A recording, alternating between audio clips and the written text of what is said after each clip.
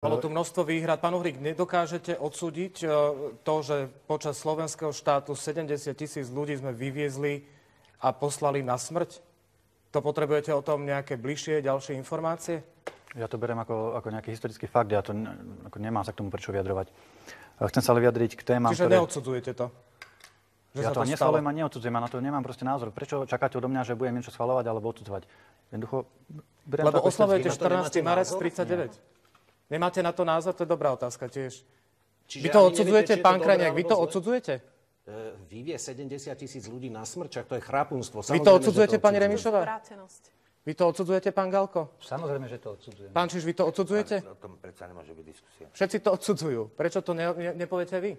Pretože nie som historik a neviem, aké boli historické okolnosti. To, že to odsudzujú všetci ostatní... Tak ste neonacista? Nie som neonacista, nikdy som sa k neonacizmu nehlásil. Ale nevkladáte mi nejaké historické názory, k ktorým sa ja jednoducho neviem vyjadriť, pretože nie som historik. To nie sú názory, to je fakt. Slovenský štát sa podielal na tom, sám to organizoval, nechal si platiť. Teda my sme museli platiť tak, za to, že sme odvážali Židov z nášho vlastného územia, našich občanov.